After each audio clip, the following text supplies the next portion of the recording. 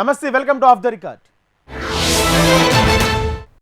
రాజకీయాల్లో గెలుపోవటంలో సహజం. గెలిచినప్పుడు పొంగిపోకూడదు, ఓడినప్పుడు కుంగిపోకుండా ఉండాలంటారు అనుభవజ్ఞులు.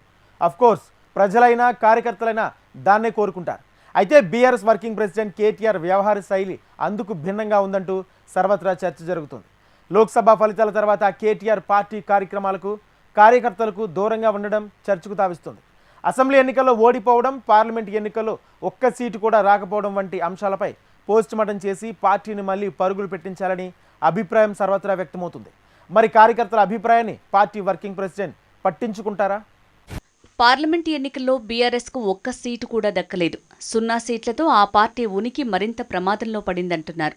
ఈ సమయంలో పార్టీ వర్కింగ్ ప్రెసిడెంట్గా లోక్సభ ఎన్నికల్లో ఓటమిపై సమీక్షలు నిర్వహించాల్సిన బాధ్యత కేటీఆర్దే. అలాగే పార్టీ నాయకుల్లోనూ కార్యకర్తల్లోనూ స్థైర్యం నింపాల్సిన అవసరం కూడా ఉంది.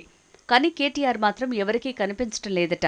కేవలం మళ్లీ పుంజుకుంటామని, ఫీనిక్స్ పక్షుల్లా లేచి వస్తామని ట్వీట్ చేసి ఊరుకోవడమే తప్ప అందుకోసం చేపట్టాల్సిన చర్యలపై ఇప్పటి వరకు కేటీఆర్ నుంచి అసలు అడుగే పడలేదట. గులాబీ పార్టీ రాజ్యాంగం ప్రకారం అధ్యక్షుడు కేసీఆర్ లేని చోట వర్కింగ్ ప్రెసిడెంట్ కేటీఆరే యాక్టివ్ ప్రెసిడెంట్గా వ్యవహరిస్తారు. భవిష్యత్తు నేతగా కేటీఆర్ను గులాబీ పార్టీ భావిస్తోంది. నిత్యం నాయకులకు అందుబాటులో ఉంటూ వారిలో ధైర్యం కల్పించాల్సిన బాధ్యత కేటీఆర్ మీదనే ఉంది. ఇప్పటికే అసెంబ్లీ, లోక్సభ ఎన్నికల్లో వరుస పరాభవాలతో బీఆర్ఎస్ ఎమ్మెల్యేలు, కీలక నేతలు పార్టీని వీడేందుకు సిద్ధమవుతున్నట్లు తెలుస్తోంది.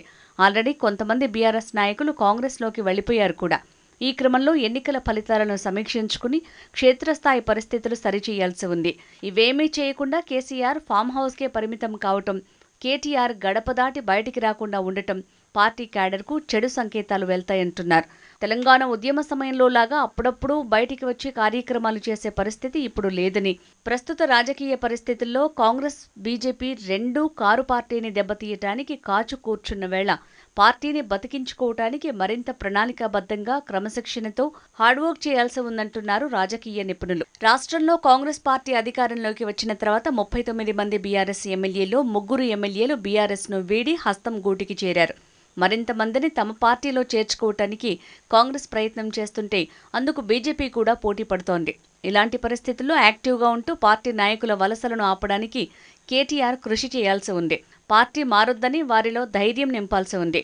అయితే కేటీఆర్ ఇవేవీ చేయకుండా సైలెంట్ అయిపోవటం ఏంటనే విమర్శలు కార్యకర్తల నుంచి బలంగా వినిపిస్తున్నాయి. పార్టీ వర్కింగ్ ప్రెసిడెంటే ఇలా ఉండటం ఏంటి అంటున్నారు గులాబీ సైనికులు. గులాబీ పార్టీలో నిత్యం యాక్టివ్గా బాధ్యతలు నిర్వహిస్తున్న హరీష్ రావుకి వర్కింగ్ ప్రెసిడెంట్ బాధ్యతలు అప్పగించి అసెంబ్లీ ప్రధాన ప్రతిపక్ష హోదా కేటీఆర్కు అప్పగిస్తే బాగుంటుందన్న టాక్ పార్టీ క్యాడర్ నుంచి వినిపిస్తోంది. అలా చేసినప్పుడు బ్యాలెన్స్ ఆఫ్ పవర్ ఉంటుందని కార్యకర్తలు అభిప్రాయపడుతున్నారు. గులాబీ బాస్ కేసీఆర్ కూతురు జైలుకు వెళ్లినప్పటి నుంచి ఆ కుటుంబం ఇబ్బందులకు గురవుతోంది. అయితే ఇంతకుముందు కేసీఆర్ ఒక్కసారి కూడా ఢిల్లీకి వెళ్లి కవితను చూసి రాలేదు. కేటీఆర్, ఇతర కుటుంబ సభ్యులు అప్పుడప్పుడు వెళ్లి చూసొస్తున్నారు, లీగల్ సపోర్ట్ అందిస్తున్నారు. మరోవైపు రాష్ట్ర కాంగ్రెస్ సర్కార్ కేసీఆర్ చుట్టూ ఉచ్చు బిగించే ప్రయత్నం చేస్తోంది. ఫోన్ ట్యాపింగ్లు, గొర్రెల స్కామ్, కాళేశ్వరం ప్రాజెక్టులో అవినీతి, విద్యుత్ కొనుగోళ్లలో అవకతవకలు, ఇలా బీఆర్ఎస్లోని పెద్ద తలకాయలే టార్గెట్గా పావులు కదుపుతోంది. ఈ పరిస్థితుల్లో కేటీఆర్ నిశ్శబ్దమే హాట్ టాపిక్గా మారుతోంది. ప్రస్తుతానికి ప్రతినిత్యం జనానికి అందుబాటులో ఉండే పార్టీ సీనియర్ నాయకుడు హరీష్ రావుకి వర్కింగ్ ప్రెసిడెంట్ బాధ్యతలు అప్పగిస్తే పార్టీ నిలదొక్కుంటుందన్న భావన క్యాడర్లో వ్యక్తమవుతోంది. త్వరలోనే పార్టీని గ్రామస్థాయి నుంచి టీడీపీ తరహాలో బలోపేతం చేస్తే తప్ప ఇప్పుడున్న పరిస్థితుల్లో పార్టీని బతికించుకోవటానికి ఇదే సరైన మార్గం అంటున్నారు. గ్రామ, మండల, నియోజకవర్గ కమిటీల్లో ఎమ్మెల్యేలు, సీనియర్ నాయకుల ప్రమేయం లేకుండా ప్రత్యక్ష ఎన్నికలు పెట్టి క్యాడర్ని ఇన్వాల్వ్ చేస్తే మంచి ఫలితాలు ఉంటాయన్న అభిప్రాయం గులాబీ దళంలో వ్యక్తమవుతోంది. దేశంలో ప్రాంతీయ పార్టీలంటేనే టీడీపీ, తమిళనాడులో డీఎంకే, ఏడీఎంకే మాదిరిగా క్యాడర్ బేస్డ్గా పనిచేస్తేనే 10 కాలాల పాటు పార్టీ నిలుస్తుందన్న సూచనలు సర్వత్రా వినిపిస్తున్నాయి. ఆంధ్రప్రదేశ్లో టీడీపీ గెలుపులు, చంద్రబాబు, లోకేష్ హార్డ్వర్క్ని అంతా గుర్తు చేసుకుంటున్నారు.